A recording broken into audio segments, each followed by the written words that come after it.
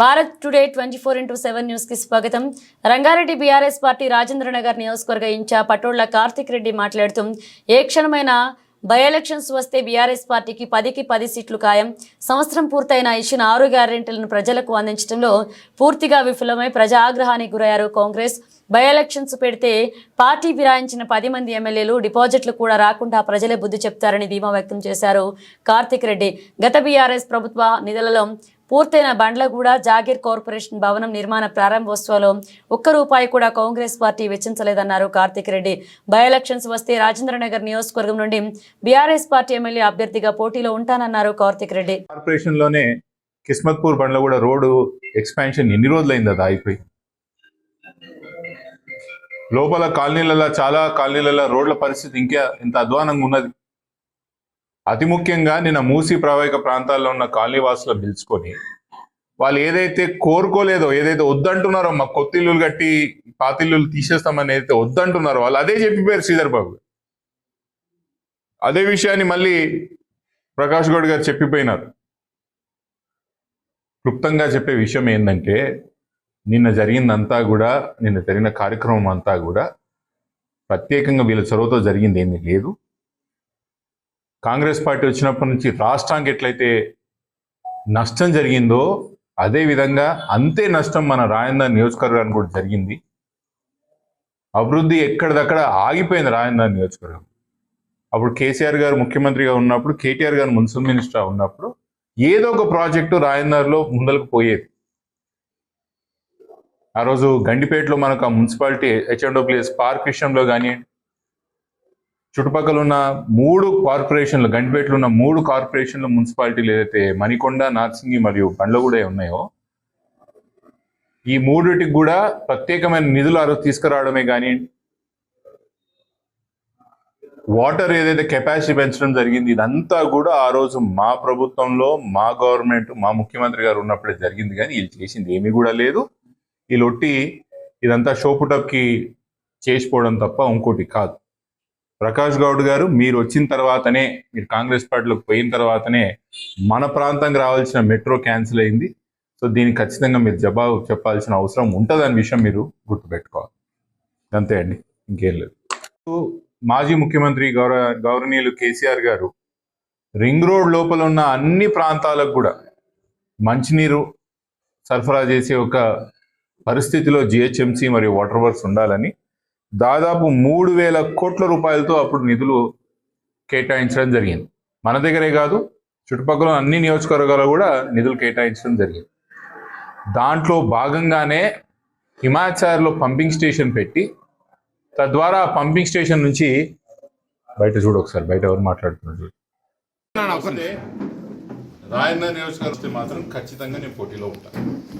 100% రాజేంద్ర నియోజకవర్గంలో by election ఖచ్చితంగా రాజేంద్ర నియోజకవర్గంతో పాటు మిగతా 9 నియోజకవర్గాల్లో కూడా రాష్ట్రంలో బై ఎలక్షన్ రాక తప్పదు. తెలంగాణ రాష్ట్రంలో కాంగ్రెస్ పార్టీ ఏదైతే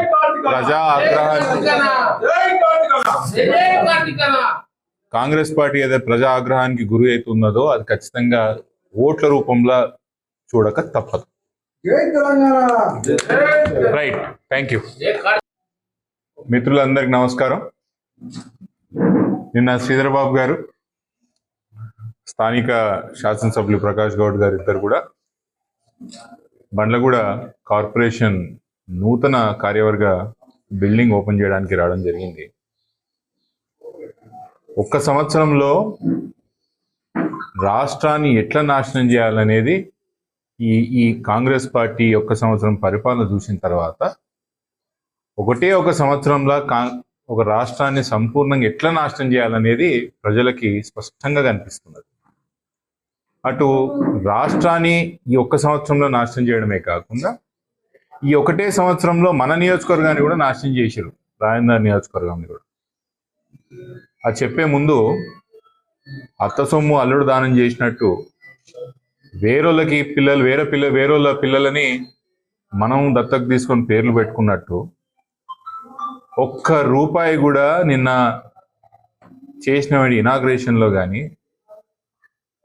కాంగ్రెస్ పార్టీ హస్తం లేదు, కొత్త ప్రభుత్వం యొక్క ప్రమేయం లేదు. ఎమ్మెల్యే గారిదో లేకపోతే ఇప్పుడు వచ్చిన ఇన్ఛార్జ్ మంత్రి గారు ప్రత్యేక చొరవతో ఎటువంటి కొత్త నిధులు కూడా ఒక్కటి కూడా తెచ్చింది లేదు.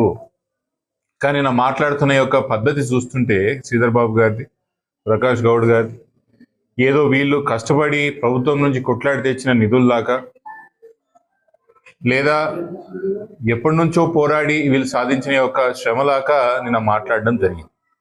అది కార్పొరేషన్ సంబంధించిన డబ్బులు. ఆ బిల్డింగ్ ప్రత్యేకంగా ప్రభుత్వం నుంచి తెచ్చిన నిధులే లేవు, దాంట్లో ప్రభుత్వం చొరవతో తెచ్చిన నిధులు లేవు, ప్రత్యేకమైన ఏది అసలు దాంట్లో స్పెషల్ అనేది ఏం లేదు.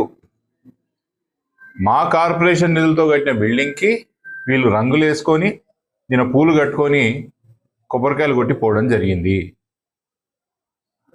నిన్న జరిగిన వంటి ఆ రిజర్వాయర్ పంపింగ్ స్టేషన్ యొక్క ఇనాగ్రేషన్ కూడా పంపింగ్ స్టేషన్ నుంచి మన ప్రాంతంలో ముఖ్యంగా గండిపేట ప్రాంతంలో సంబంధించిన కాలనీలు, శంషాబాద్ సంబంధించిన కాలనీలకి నీటి సరఫరా చేయాలనే యొక్క ప్రణాళికతో ఆ రోజు కేసీఆర్ గారు ముఖ్యమంత్రి ఉన్నప్పుడే, కేటీఆర్ గారు మున్సిపల్ మినిస్టర్గా ఉన్నప్పుడు, వాటర్ వర్క్స్ మినిస్టర్గా ఉన్నప్పుడే ఈ కార్యక్రమం చేపట్టడం జరిగింది. అది ఎప్పుడో పూర్తి కావాల్సింది వీళ్ళు తుమ్ముకుంటా దగ్గుకుంటా మొన్న పూర్తి చేసింది. దాంట్లో కూడా ప్రత్యేకమైన ప్రమేయం ఏమీ లేదు, ఎమ్మెల్యే గారిది లేదు, ఇన్ఛార్జ్ మంత్రి గారిది కూడా దాంట్లో ప్రత్యేకమైన చొరవ కూడా ఏమీ లేదు. ఇంకా ఇప్పుడే చెప్పినట్టు కేసీఆర్ గారు ముఖ్యమంత్రిగా ఉన్నప్పుడు మన ప్రాంతం నుంచి Gachibowli to airport metro sanction చేయడం జరిగింది.